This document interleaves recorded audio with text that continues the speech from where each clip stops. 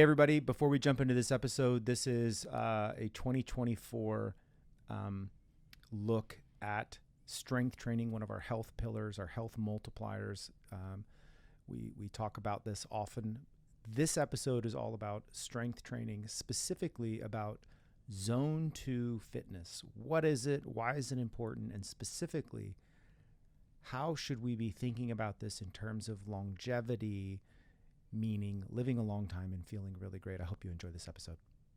Hey, everybody. Welcome to this episode of the Future of Medicine podcast. I am your host, Dr. Aaron Wenzel, joined as always with the lovely and very talented Jen Justice. Thank you. How are you? I'm good. How are you? I'm super good. Good. Are you excited about this topic? I'm so excited. Anything fitness related, I get excited about. It has been your life for quite some time now, and this is going to be a really good topic. This is a recap kind of annually on the things that we think are most important, and this is around health multipliers, specifically one of our 3 health multipliers around strength training. Specifically, Zone 2 training. What the heck is it, and why is it important? So I'm specifically interested in this topic because it's popular right now. There's a lot of buzz and chatter going around about it. And I thought it would be useful for you and I to have a conversation documenting some early thoughts on it, specifically as to why it matters for a longevity, for somebody who has longevity performance, living a long time, feeling good, high on their list. So let's jump right in.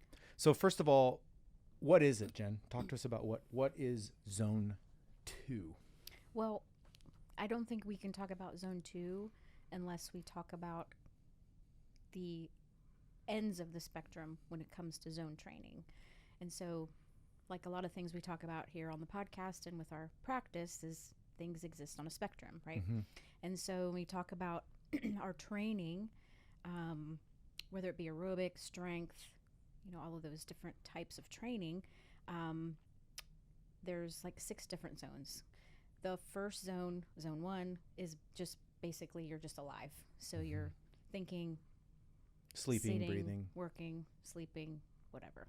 And then on the opposite end of that spectrum is Zone 6. So to me, that would be like the highest intensity exercise that you could stand. A full-out sprint for full-out as sprint. long as you could go at maximum 100% effort. Correct. Yeah. So that's Zone 6. Yeah, so that gives context for these zones. And so then and all of this is based on heart rate, right? So the intensity is based on your heart rate. And Zone 2 falls into more of like a moderate intensity where you do it, you keep your heart rate in a certain area, which you'll talk about shortly, but you can carry on a full conversation. Like, you probably don't want to do that, but you can carry on a conversation. Your rate of perceived exertion is low enough to where you're not dying, but you're also not just sitting there doing nothing. Yeah, it's activity more than just minimal viable activity for life. And I think that understanding how we actually, I don't think you need to get lost in the math, right? And but for those who want the math, basically it's 60 to 70% of your maximum heart output.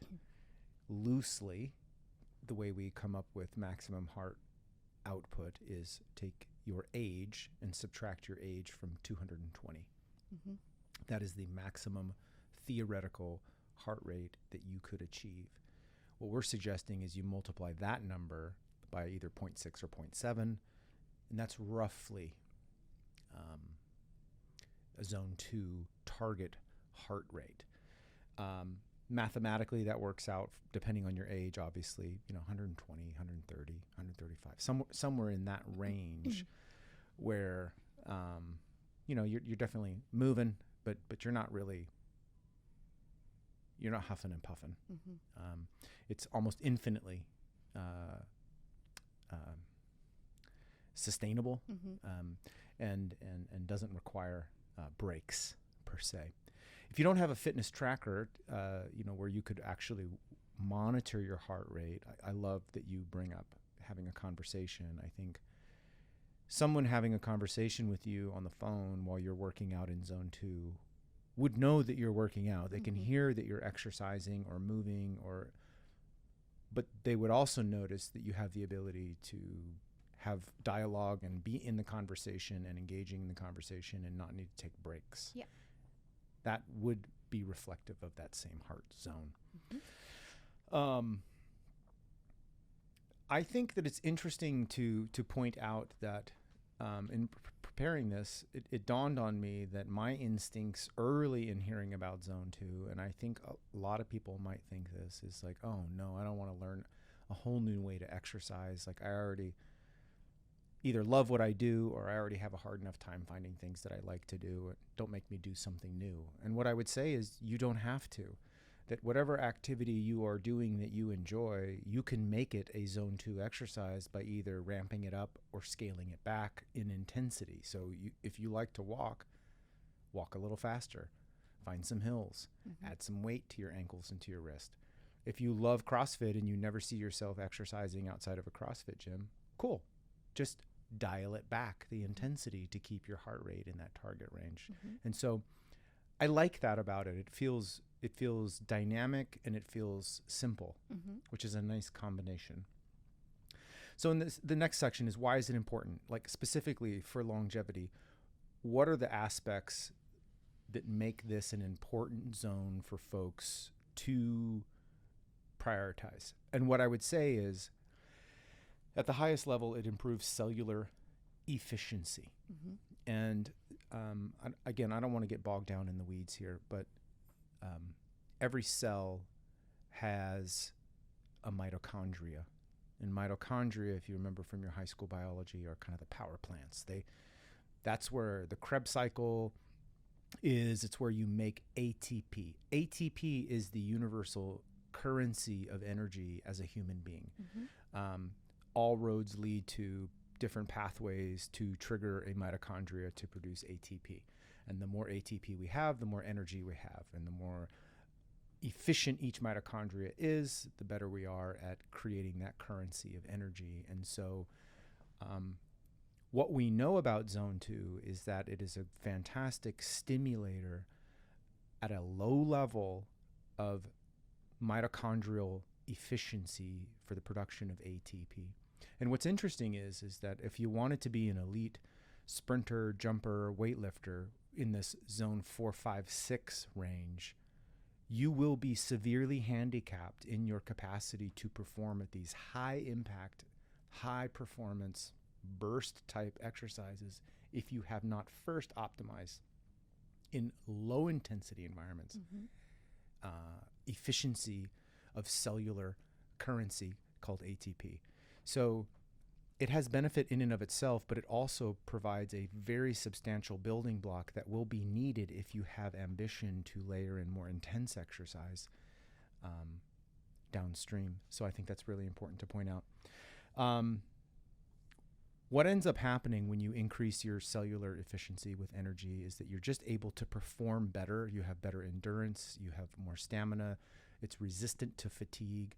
And for anybody who works out a bunch, like you, like me, you can reload so much faster. It's almost like you're ready to go back in the game. You don't need a weird amount of time to recover from an energy effort.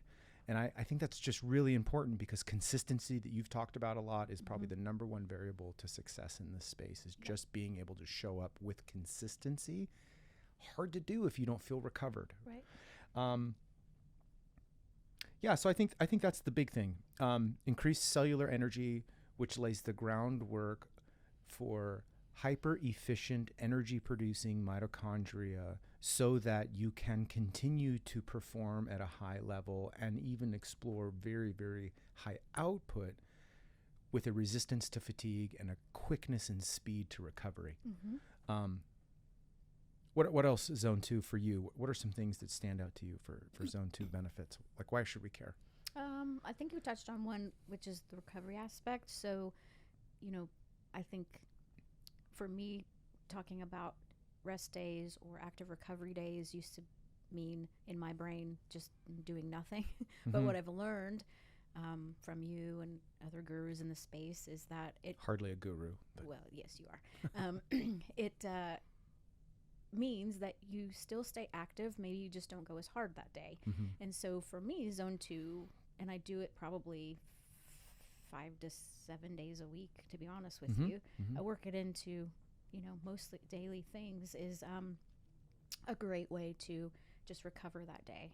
So, today, for example, for me is a rest day. I'll just take a walk, Mhm. a brisk walk, try to get my steps in for the day. So that's great.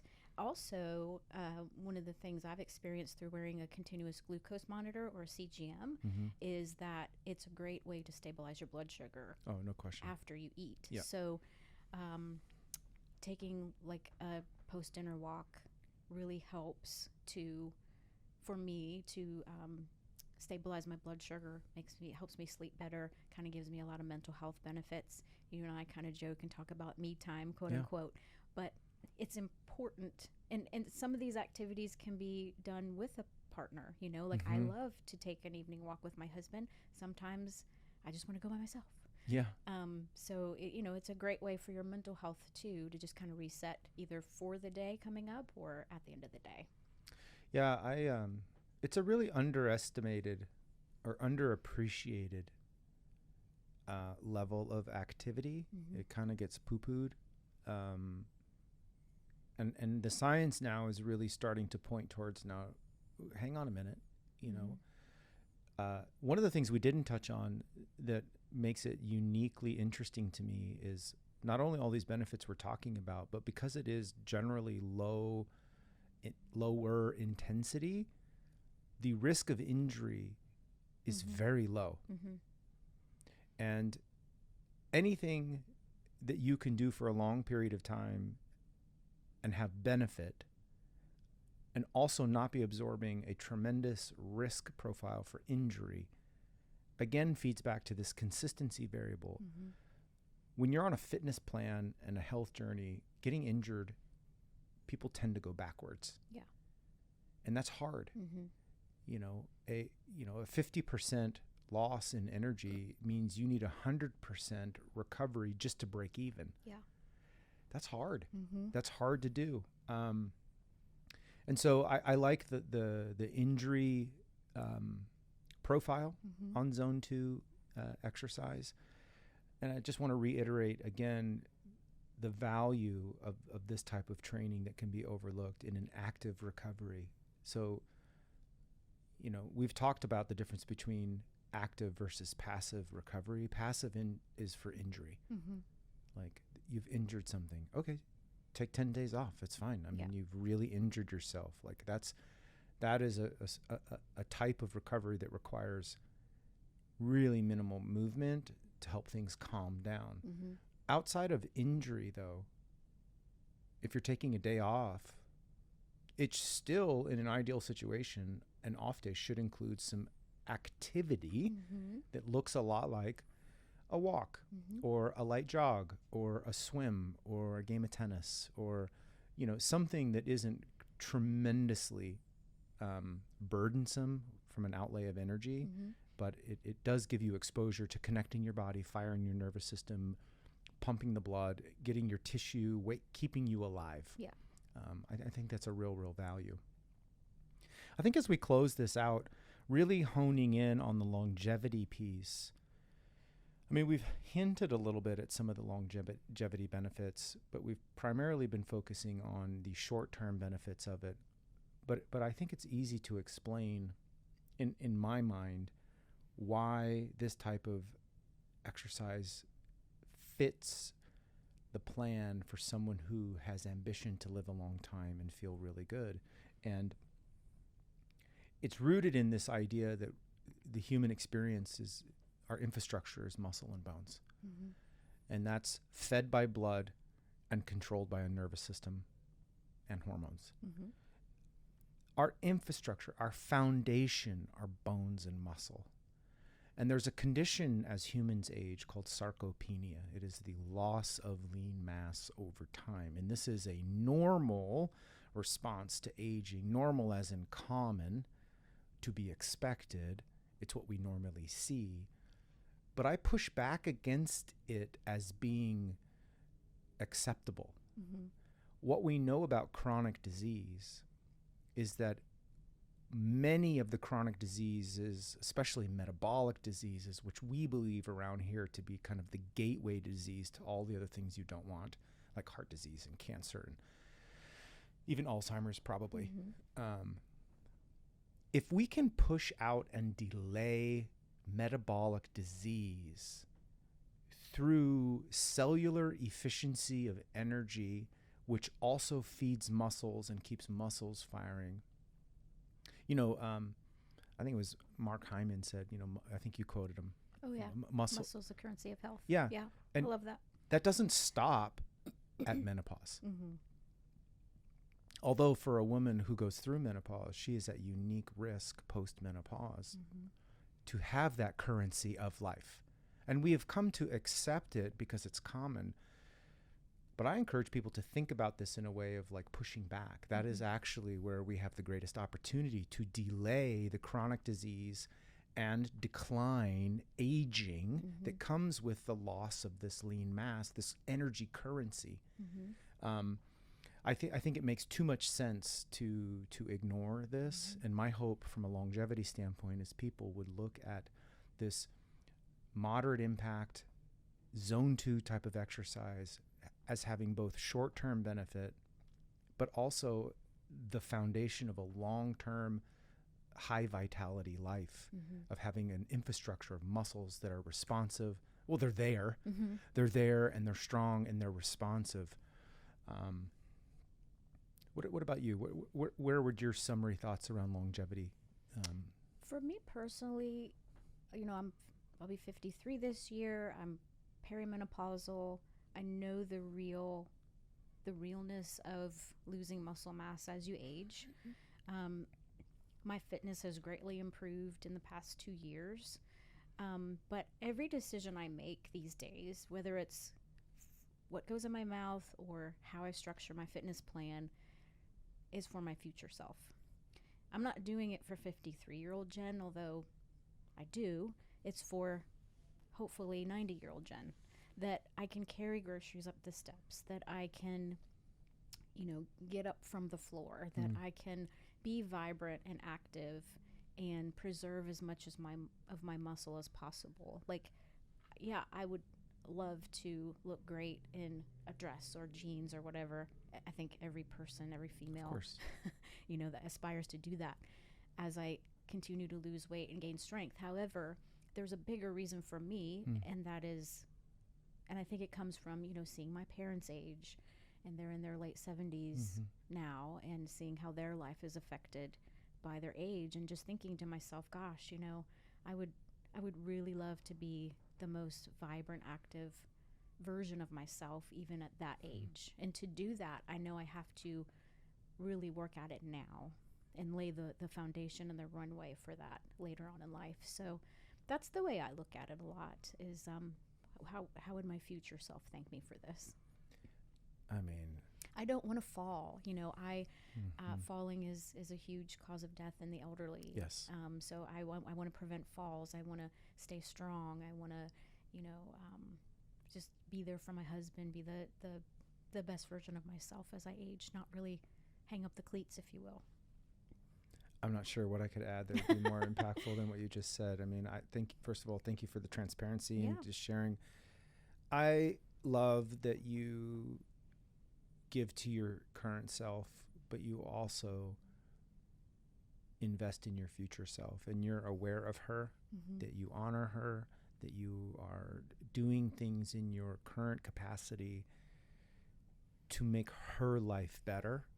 I don't think all of us, myself included, I wax and wane. Sometimes I do a good job at it. I've been in a pretty good place for a while now with that aspect, but there's been long seasons of my life where I really wasn't thinking about future Aaron. And in my worst times, I wasn't even thinking about my current Aaron. I was, and I'm sure most people listening can identify with moments in their life where that might be true, might have been true. this is not often talked about in a fitness program, but I, I'm so, it wasn't on our notes. I'm so glad you brought it up. It is, I think it's so important as a closing thought that, hey, this has big time benefits. You know, you're going to feel better. You're going to do better. You're going to perform better. But there's this version of you way down the road Mm-hmm. who's going to give you a big high five. Yeah. And say thanks. Mm-hmm. Because of what you did in your 40s, 50s, 60s, I am now crushing at 80 and 90. Yeah. And I still do things that my 40, 50-year-old self used to do. And I notice people around me my age can't even Mm-hmm. hang with me. Yeah. That's a really powerful place to be. I had real quick, I did a group fitness class a couple weekends ago, and I had done it a year ago. And a year ago, I could barely make it through. I was huffing and puffing. It's a pretty intense had to- class, right? Yeah, It wasn't like it's like a stations, and it was like Mhm. probably a zone 5. Yeah, like hit high intensity. Yeah, and so I was paired with 4 women. It was an all women's group, and I was paired with 4 women this year. And I kind of put the caveat out there. I said, "Listen, I'm old. I'm you know, I just Sandbagger. gotta kind of Sandbagger. if I slow you down, just give me a minute. I'll recover and come back."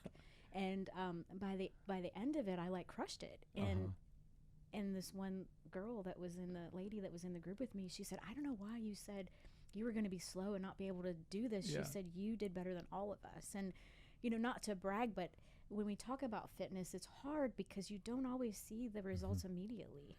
And so with just being consistent and incorporating these principles into my plan, I was able to see that and really, you know, be proud of that, to know that what I'm doing is working. I just have to keep doing it, Mhm. even when I don't want to. And that's when you need to do it the most.